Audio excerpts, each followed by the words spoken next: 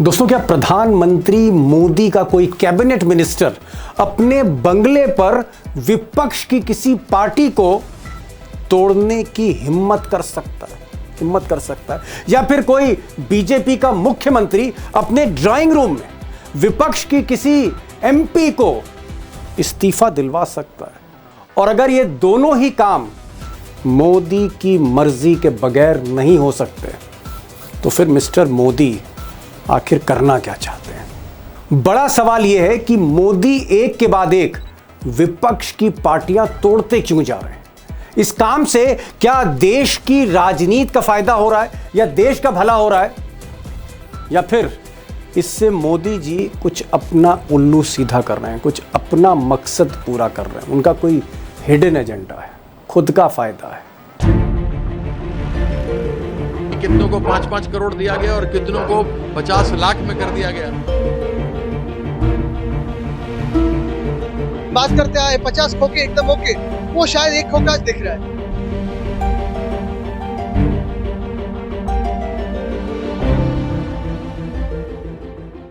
जो party corruption खत्म करने की कसम खाकर बनी थी, वो पार्टी आज करप्ट और कॉम्प्रोमाइज लोगों के हाथ में बुरी तरीके से फंस चुकी है। अब विपक्ष का कहना है कि मोदी इसलिए एक के बाद एक पार्टियां तोड़ते चले जा रहे हैं क्योंकि उन्हें संसद में 2/3 बहुमत चाहिए, 2/3 मेजॉरिटी चाहिए, प्रचंड बहुमत चाहिए मोदी को। इस वक्त इनको 2/3 बहुमत चाहिए, इनको डिलिमिटेशन करना है। इनको 2/3 बहुमत चाहिए क्योंकि प्रेसिडेंशियल रोल करना है। अब 2/3 बहुमत का मतलब है, प्रचंड बहुमत का मतलब है कि मोदी फिर कुछ बड़े फैसले संसद में ले सकेंगे। और इसी पर कुछ एक्सपर्ट्स कह रहे हैं, राजनीतिक पंडित कह रहे हैं, विश्लेषक कह रहे हैं कि इन बड़े फैसलों में शायद एक फैसला प्रेसिडेंशियल फॉर्म ऑफ गवर्नमेंट हो सकता है, यानी पुतिन की तरह या शी जिनपिंग की तरह एक ताकतवर राष्ट्रपति बनना जिसके हाथ में सारी सत्ता हो, सब कुछ हो। वो चाह रहे हैं presidential form of government. Okay, जो आप कॉन्स्टिट्यूशन को अमेंड करके ऐसी व्यवस्था बना सकते हैं जिसमें मोदी जी के पास पूर्ण सत्ता रहेगी। वो सिर्फ रबर स्टैम्प प्रेसिडेंट नहीं रहेंगे, एग्जीक्यूटिव प्रेसिडेंट रहेंगे। इनको बना दोगे राष्ट्रपति तो बिल्कुल उसको अमेरिकन सिस्टम बना देंगे या ज्यादा रशियन सिस्टम। अब दोस्तों, मोदी पुतिन जैसे ताकतवर राष्ट्रपति बनेंगे, डिक्टेटर बनेंगे, ये तो बात की बात है, लेकिन सच ये है कि आज के दौर में, बल्कि 2014 से अब तक जो हम देख रहे हैं, एक एक करके मोदी अपने प्रतिद्वंदियों को किनारे करते चले जा रहे हैं। आप कह सकते हैं कि मोदी के रास्ते में जो भी कांटा दिखाई दे रहा है, ना वो कांटा किनारे हो रहा है, बल्कि कहीं कहीं कांटे को खत्म भी कर दे रहे हैं। क्या मैं इसको ये मानूं कि मोदी जी के रास्ते में कोई कांटा आता है तो कांटे को हटा देते, किनारे कर देते हैं? ये पुराना उनकी क्षमता है, ये इनकी क्षमता है, स्वभाव भी है। अब दोस्तों, अगर मोदी जी के राजनीतिक मनोविज्ञान को, उनकी जो पॉलिटिकल साइकोलॉजी है, अगर उसको हम देखें तो थोड़ा सा रिकैप करते हैं। अगर 2014 तक हम जाते हैं, जब पहली बार वो प्रधानमंत्री बने थे, तो हम देखते हैं कि जो भी क्षेत्रीय दल, बड़ा क्षेत्रीय दल मोदी जी के रास्ते में आया, उनकी राह में आया, तो या तो वो झुक गया या झुका दिया गया, या फिर तोड़ दिया गया, या फिर हड़प लिया गया। यानी जेडीयू की तरह, नीतीश कुमार की तरह झुक गया, या फिर टीएमसी की तरह तोड़ दिया गया, या एनसीपी शरद पवार या उद्धव ठाकरे की पार्टी की तरह हड़प लिया गया। अब दोस्तों, क्षेत्रीय दलों का टूटना, झुकना या हड़पना ये कोई इत्तेफाक नहीं था, बल्कि एक सोची समझी रणनीति थी। मोदी जी का एक रोड मैप था आगे बढ़ने का या पार्टी को बढ़ाने का, जिसे मीडिया ने, सोशल मीडिया, मोदी जी की मीडिया ने कहा ऑपरेशन लोटस। ये तो ऑपरेशन लोटस है, और इस ऑपरेशन लोटस में देश की हर बड़ी एजेंसी, हर बड़ी संस्था, वो चाहे सीबीआई हो या फिर ईडी हो या फिर इनकम टैक्स हो या फिर इलेक्शन कमीशन हो, ये सब की सब संस्थाएं मोदी की राजनीति का, रणनीति का हिस्सा बनती चली गई। और कुछ लोगों ने तो यहाँ तक कह दिया कि साहब ये संस्थाएं नहीं हैं, अब ये बीजेपी की ब्रांचेस हैं, बीजेपी की शाखाएं हैं। और जाहिर तौर पर जब कोई संस्था किसी पार्टी की सत्ता पक्ष की शाखा बनती है तो फिर रास्ते में जो भी आता है वो झुक जाता है या टूट जाता है। जनता दल सेक्युलर से शुरू कीजिए कर्नाटक में, महाराष्ट्र में देवगौड़ा जी, महाराष्ट्र में आ जाइए। महाराष्ट्र में प्रमोद महाजन शिवसेना के साथ रह के जूनियर पार्टनर रहता था, आज शिवसेना टूट गई। शरद पवार जो अटल जी के सामने में थे, वह शरद पवार टूट गई। राष्ट्रीय कांग्रेस जिसको मोदी जी गुरु कहते थे, मोदी जी कहते थे कि साहब हमारे पॉलिटिकल गुरु हैं ये शरद पवार। और उसके बाद जिसको बोला उन्होंने most corrupt party, Ajit Pawar को ले लिया। उसके बाद शिरोमणि अकाली दल साफ कर दी, हरियाणा में जेजेपी दुष्यंत चौटाला साफ कर दिया, फारूक अब्दुल्ला, ये सारे मैं बता रहा हूं जो इनके एनडीए के पार्टनर थे। एनडीए जो बोलते हैं, कौन रह गए एनडीए में? नेफेड कॉन्फ्रेंस के फारूक अब्दुल्ला को साफ कर दिया, बिहार में नीतीश कुमार को साफ कर दिया, डीजीपी था उसको कांस्टेबल बना दिया, चीफ मिनिस्टर से मेंबर ऑफ पार्लियामेंट बना दिया। नवीन पटनायक जो इनको समर्थन करता था बाहर से, ये दीमक की तरह अंदर से खा गए। क्या और दूं इनका इतिहास। अब दोस्तों, मोदी एक एक करके हर क्षेत्रीय दल को, हर रीजनल पार्टी को क्यों खत्म करना चाहते हैं?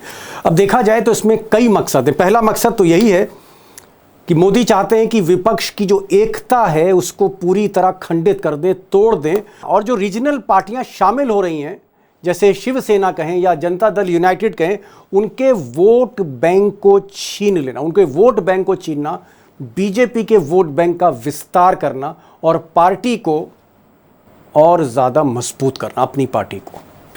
पॉइंट नंबर 2, मोदी संसद में डिलिमिटेशन बिल पास कराना चाहते हैं संसद में, और जाहिर तौर पर सीटें बढ़ाना चाहते हैं।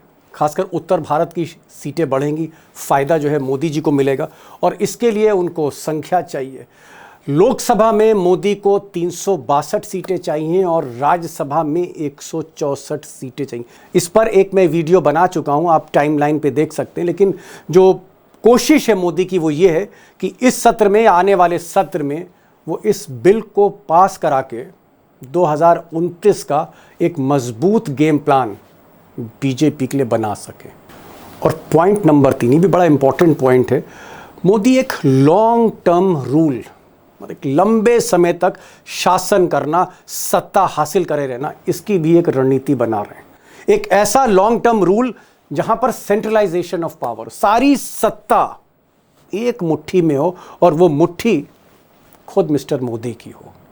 और दोस्तों, जहां लॉन्ग टर्म रूल हो, सेंट्रलाइजेशन ऑफ पावर हो, यानी सत्ता एक हाथ में हो, मोदी जी के हाथ में हो, वहां पर एक चीज़ और हो सकती है, एक और प्रयोग मोदी कर सकते हैं जिसका अंदेशा हर कोई आज की तारीख में विपक्ष की तरफ से जता रहा है। वो ये है कि वो प्यूतिन की राह पकड़ सकते हैं, वो एक प्रेसिडेंशियल फॉर्म ऑफ सिस्टम ला सकते हैं, जहां नेहरू के प्रधानमंत्री सिस्टम को ख़त्म करके एक मोदी का युग शुरू हो सकता है, प्यूतिन टाइप, ऐसा भी हो सकता है।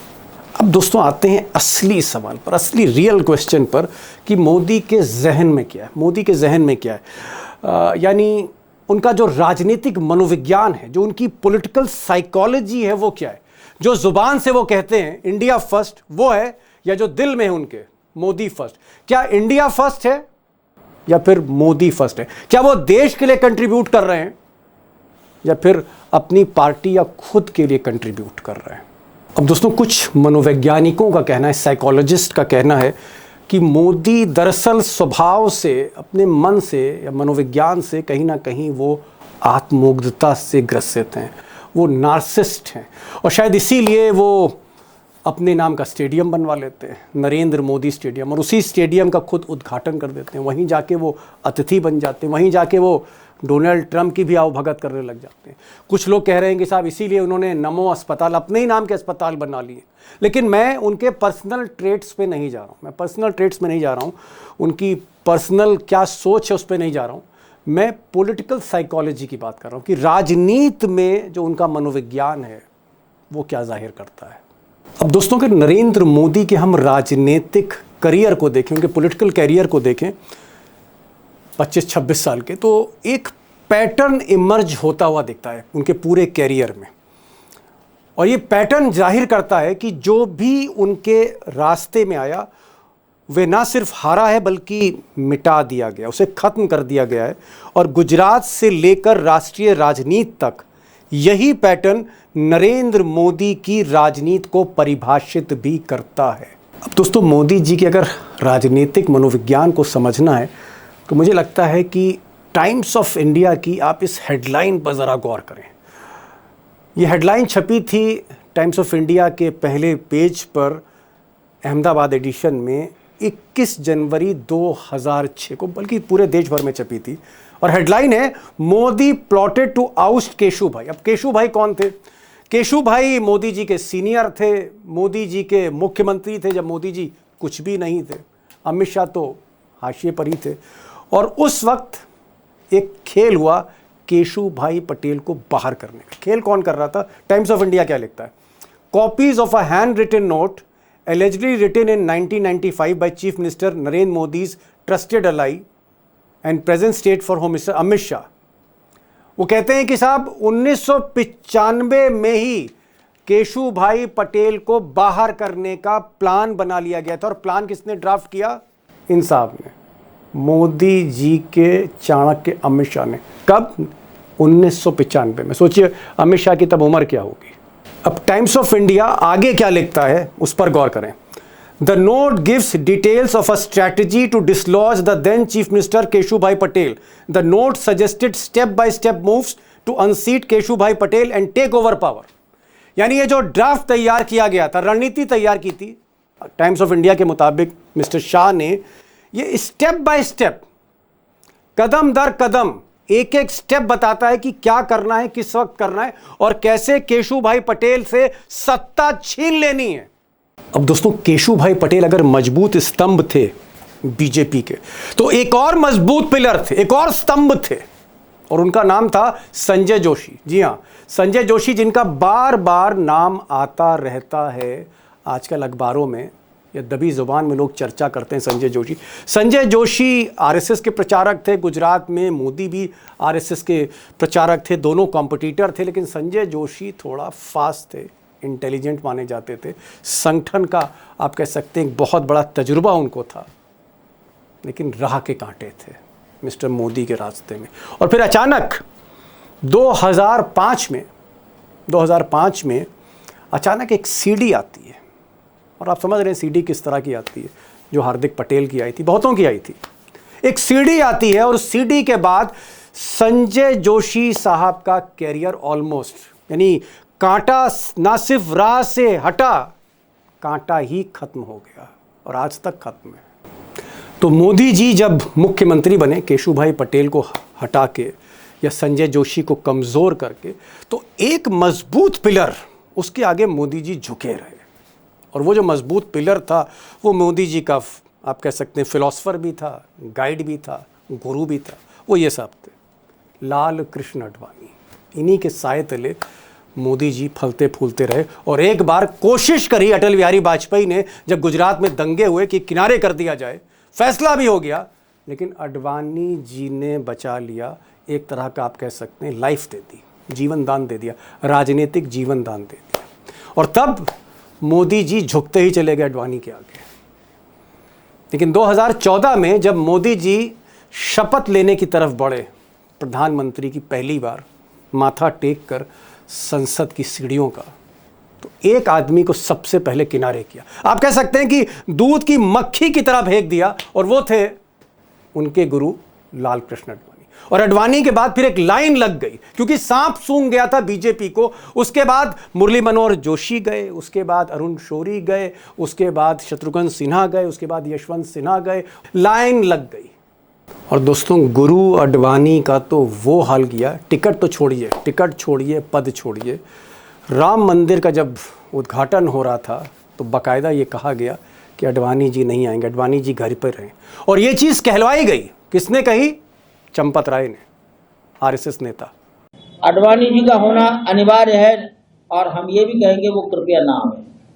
और दोस्तों, नज़र मोदी जी की वो सिर्फ आडवाणी या जोशी पर नहीं थी, नज़र उन लोगों पे भी थी जो उनके कंपटीटर थे, यानी जो उनके समय मुख्यमंत्री थे। जैसे मिसाल के तौर पर राजस्थान की मुख्यमंत्री वसुंधरा राजे, या फिर छत्तीसगढ़ के बीजेपी के मुख्यमंत्री रमन सिंह, या फिर मध्य प्रदेश के मामा जी शिवराज सिंह चौहान।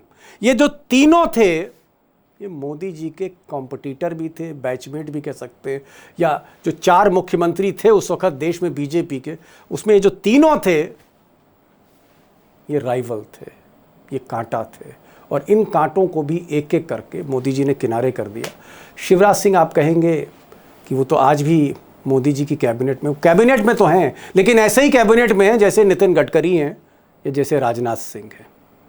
अब दोस्तों, अगर आप 2001 जब मोदी पहली बार मुख्यमंत्री बने और 2014 तक उनके प्रधानमंत्री बनने तक ज़्यादातर जो उन्होंने प्रयोग किए राजनीतिक मनोविज्ञान के, उसमें निशाने पर बीजेपी ही थी। वो चाहे नितिन गडकरी हो, अडवाणी हो, जोशी हो, केशुभाई पटेल हो, संजय जोशी हो, एक रास्ता आप कह सकते हैं अपना वो तैयार कर रहे थे दिल्ली पहुंचने का। और दिल्ली आने के बाद, शपथ लेने के बाद, जब सब कुछ मोदी के मुट्ठी में आ गई, पार्टी मुट्ठी में आ गई, संगठन मुट्ठी में आ गया, तब उन्होंने दूसरा खेल शुरू किया। और दूसरा खेल था ईडी का, इनकम टैक्स का, सीबीआई का। और आपको जानकर ताज्जुब होगा, हो सकता है आप चौंक जाए, ईडी का पहला प्रयोग नरेंद्र मोदी ने इन साहब पे किया, राहुल गांधी। अगस्त 2014 को राहुल गांधी और इनकी मां यानी सोनिया गांधी, इन दोनों पर नेशनल हेराल्ड का केस शुरू हुआ, ईडी की जांच बैठाई गई, और वहीं से नरेंद्र मोदी की ईडी, इनकम टैक्स और सीबीआई जो राह में आता गया उसको निगलती चली गई। उसमें आपने देखा कमलनाथ की सरकार गिर गई, या फिर कहीं डीके शिव कुमार जो इस वक्त कर्नाटक के मुख्यमंत्री हैं उनको तिहाड़ भेज दिया ईडी ने, या फिर महाराष्ट्र में 2 बड़ी पार्टियां शरद पवार और उद्धव ठाकरे तोड़ दिया गया, हड़प लिया गया। कहीं पर नीतीश कुमार जाल में आ गए, तो कहीं नवीन पटनायक खत्म हो गए, और होते होते सिलसिला ये अब टीएमसी तक का पहुंच गया है। अब दोस्तों, ये जो पैटर्न है मोदी जी के राजनीतिक मनोविज्ञान का, ये सिर्फ राजनीतिक दलों तक सीमित नहीं था, बल्कि आप कहेंगे ये जो साइकोलॉजी थी रास्ते से कांटे हटाने की, ये हर क्षेत्र में थी। वो चाहे मीडिया हो, वो चाहे सिविल सोसाइटी हो, वो चाहे एकेडमिक इंस्टीट्यूशंस हो, वो चाहे बिजनेस हो। हमने देखा कि अडानी के राइवल बिजनेसमैन, यानी जहां अडानी कंपीट कर रहे हैं, उनको कोई एयरपोर्ट चाहिए या फिर पोर्ट चाहिए, रास्ते या तो ईडी ने हटा दिए या फिर रास्ते इनकम टैक्स ने किनारे कर दिए, और अडानी को वो सब कुछ मिलता चला गया जो मोदी जी चाहते थे, अडानी चाहते थे। और इसी तरह अगर आप मीडिया देखें, कुछ मीडिया खुद झुक गई, और जो नहीं झुके उनका हाल इन साहब जैसा हो गया। मिस्टर प्रणव राय जो एनडीटीवी के मालिक थे और आज सड़कों पर हैं। अब दोस्तों, हिंदुस्तान की जो सियासत है, भारत की जो राजनीति है, उसमें प्रतिद्वंदिता जो है, आप कह सकते हैं वो कोई नई बात नहीं है। इंदिरा गांधी से लेकर नरसिम्हा राव और बाकी राजनेताओं ने भी अपने विरोधियों को किनारे किया है। लेकिन जो बात मोदी को औरों से अलग बनाती है वो ये है कि उनकी राजनीति में विपक्षियों की सिर्फ पराजय पर्याप्त नहीं मानी जाती, उसका राजनीतिक अस्तित्व तक मिटा देना ही मिस्टर मोदी का परम लक्ष्य रहा है। और शायद इसीलिए चाहे केशुभाई पटेल हो, संजय जोशी हो, लालकृष्ण अडवाणी हो, उद्धव ठाकरे हो, या फिर आम आदमी पार्टी हो, या फिर तृणमूल कांग्रेस हो, सब के सब इसी मनोवृत्ति, इसी मनोविज्ञान, मिस्टर मोदी के इसी साइकोलॉजी का पैटर्न का हिस्सा रहे। और अगर मैं इसको कंक्लूड करूं दोस्तों, तो मैं ये कह सकता हूं कि मोदी की राजनीति अपना पूर्ण वर्चस्व कायम करने की कवायद है।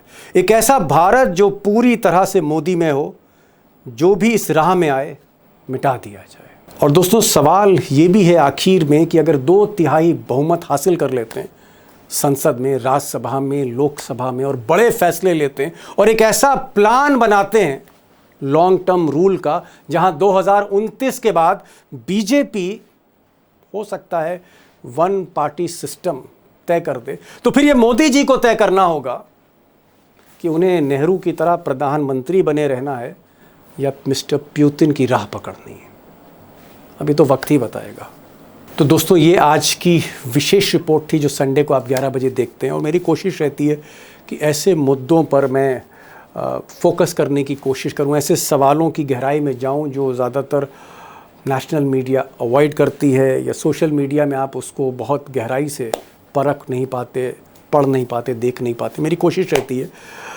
और अगर इस तरह के विषय आप चाहते हैं देखना तो ज़रूर आप कमेंट बॉक्स में ज़रूर लिखिएगा। अगर आप किस तरह की स्टोरीज़ चाहते हैं, मैं कोशिश करूँगा, मेरी रिसर्च टीम कोशिश करेगी कि फिर एक नए मुद्दे के साथ एक नए विषय की गहराई में उतरने की कोशिश करें। और एक छोटी सी रिक्वेस्ट आपसे ज़रूर है, इल्तिजा है कि अगर इस चैनल को आपने अब तक सब्सक्राइब नहीं किया तो प्लीज़ सब्सक्राइब करिए, लाइक करिए और कमेंट ज़रूर लिखिएगा। कोशिश करूँगा आपकी बातों पर अमल करने की। तो ये आज की रिपोर्ट थी, फिर मिलते हैं अगली रिपोर्ट के साथ, तब तक के लिए नमस्कार।